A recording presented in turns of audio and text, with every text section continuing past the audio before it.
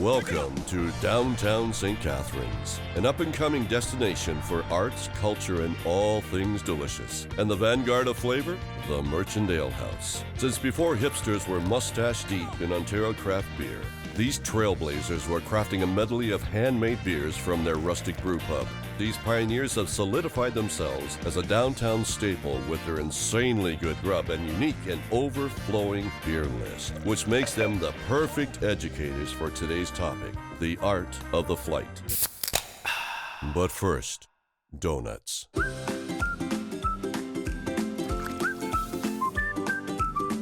Look at them in there. They're like magic little elves deep frying happiness. Magical little elves. You're making the window all dirty. Come on, it's not an aquarium. What happened to your diet there, Nick?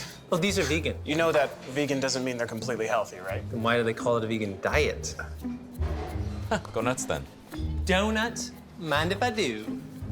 I've heard all of the donut puns. Well, that would explain the glazed look on your face. Glazed. Like a donut. Okay. I'm sorry about that. We just get 2 of everything?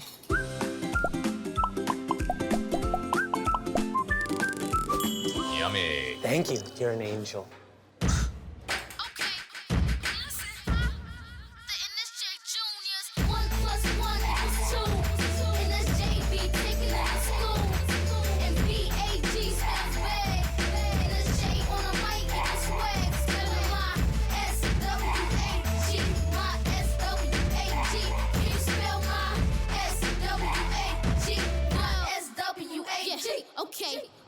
I am having a love affair with this mango brulee. How was that birthday cake? Here, hold on.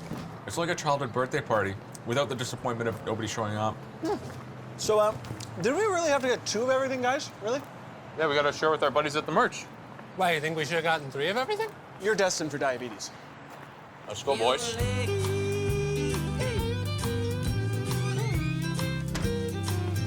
We come bearing gifts. Hey, how's it going, boys? You brought me donuts, but no outside food or beverage allowed, I'm sorry. Well, Well, I'm gonna have to confiscate those, okay? Oh, it's all right. I'll keep them behind the bar for you, safe and sound. I don't like that. I'm John from the Merchant Ale House, one of the 3 owners. We got this place started 19 years ago. I'd been making beer since I was probably 16 years old, doing it in my buddy's basement behind the furnace where his parents never found it. Wasn't the greatest product, but it spurred that hobby out for me that, you know, I'd want to make better and better beer ever since. So, and we continue to strive for that even now. You got good head retention on yours, yeah? All right, here we are, boys. 1 board. Awesome. Thank you kindly. And 1 donut. Oh, so good. I wanted the cookie dough. Blonde bombshell. Cheers, boys. Cheers. What I love about the Blonde Bombshell is it's very approachable. It's an easy drinking beer. For someone who's not really familiar or doesn't really like craft beers and they like the mass-produced stuff, they come into a place like this and they don't know what to order because they see all these crazy names, Drunken Monkey and Nitro, coffee, all this stuff, right? So this is a good starting point. It's like, oh, this tastes familiar, it's good. I know craft beer isn't that scary now. It's got a nice light mouthfeel. So it's not something that's gonna kind of overpower your taste buds. It's not gonna be hard to get down if you're not used to that kind of thing. When you use the word mouthfeel, it makes me feel very uncomfortable. It's a thing. There was a time when we opened that we'd get a table of 6 people in and one person would want a Coors Light, which we've never served, and that table would just get up and walk out. That does not happen anymore. Everyone knows a whole lot more about craft beer, which is great. It helps us find what people want to drink and get the right pint in front of the right person. Drunken Monkey. Cheers, boys. Cheers. I love my coffee in the morning. I love my chocolate at night, and this is just like a beer that kind of brings it all together for me. I think if it's, you know, your first time trying to delve into the stout world, it's a good place to start. Maybe you just like stouts. That too. Apparently, the first batch of Drunken Monkey, they wanted to do an oatmeal stout, and a monkey wrench was dropped in the batch. Now they call it the Drunken Monkey. Do they have to throw one in every time they make a new batch? Or? Well, I think it's part of the recipe, really. How does the germaphobe in you feel about that? Old-time hockey ale. Yeah, baby. Now, guys, this is actually an American amber. It's the first beer that the Merch ever brewed. And they actually had the name before they had the beer. I feel like that's just the way craft beer is these days. You come up with a cool beer name, and then you kind of figure out how to make beer after that. Why? You need a cool name. So this is just a great beer. It's still got a lot of flavor, but smooth. Yeah, so it's a little bolder than the blonde, Yep. so it's a nice like step up to sort of like work your way into getting into more adventurous territory. Totally. This is the kind of beer that I can imagine after a game of hockey with the boys, kicking back and sipping on one of these. How often do you play hockey, Drew? Oh, you know, I've watched it on TV and stuff. ESB, the extra special bitter. You got that pinkies up, don't you? That's the way you gotta do it. Don't these glasses make you feel like you're a giant? Like I feel massive.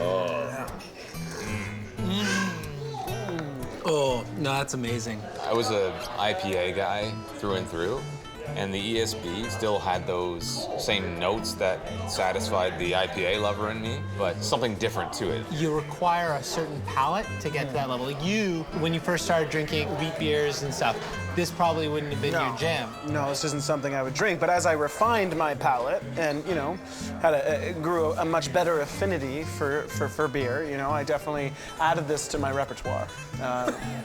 And it's definitely in there now. They actually designed the merch around an English-style pub, which in England, the pub is where you go, right? It brings the community together. We're always having fun. I guess part of the way you can gauge that too is how often our staff is still here after their shift, late into the evening. So it's comfortable to work and it's comfortable to play.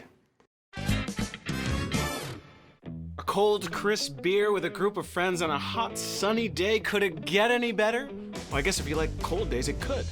That's why in Niagara, you can get the best of both worlds depending on the season. Go to NiagaraAleTrail.com to plan your next beercation. Blueberry wheat. We can get you a sippy cup. You want a sippy cup? The bright side, now my beard smells like blueberries. Yeah, and beer. Even though there's blueberries in it and it's a fruit beer, it really does have a hearty, earthy tone to it. Well, and I like that you can sip out these blueberries as you go. Yeah. Do you think they ever get like the blueberries stuck in the tap lines? Maybe you should ask our donut thief. Yeah. Strawberry blonde Radler.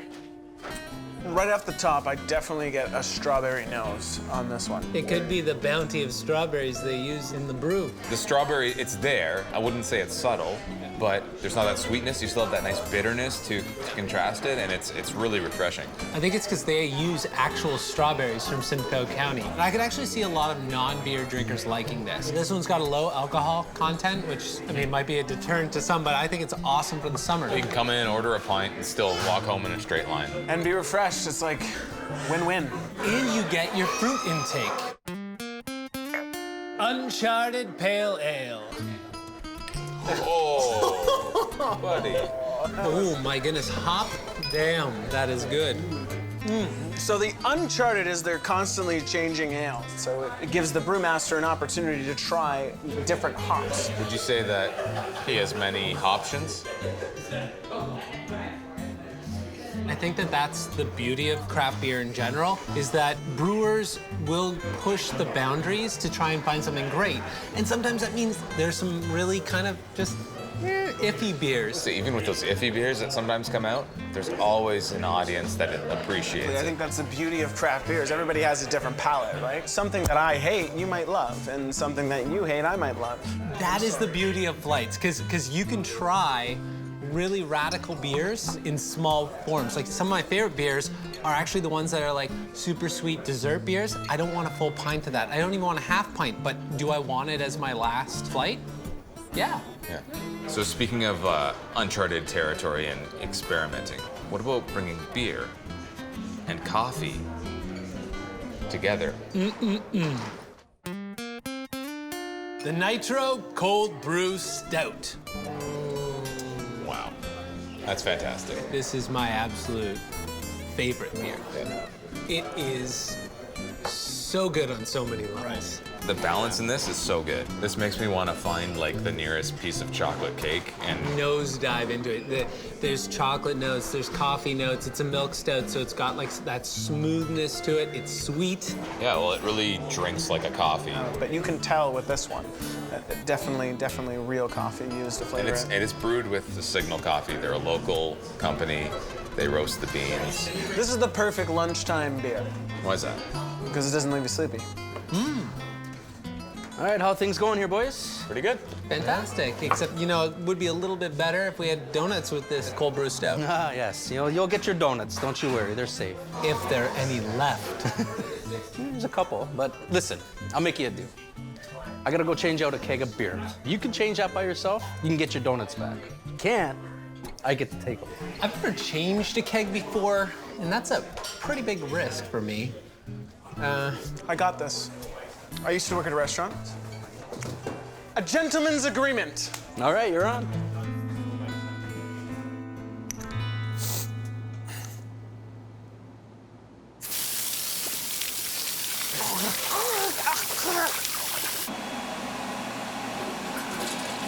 That's just why I can't have jalapenos anymore. Drunken monkey, please. Sure, pal. So how'd it go, buddy? Chris, where are the donuts? Good evening, Merchant Ale House. We're Charles J. Hunk on the train wreck. I wrote a song about this fine establishment, the Merchant Ale House, because we love it so much. The people, the beer, the food, everything about it. We're gonna play that song for you right now. It's called Double Plaid. Chris, where are our donuts? One drunken monkey.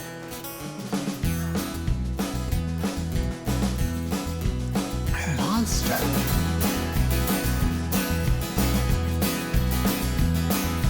Quitting time, I'll make my way down to the local bar for another pint. Tales from the Ale Trail is brought to you by AE Media for website development, Treschak Enterprises, Beechwood Donuts, Brand Boulevard, and our episode sponsor, Niagara Ale Trail.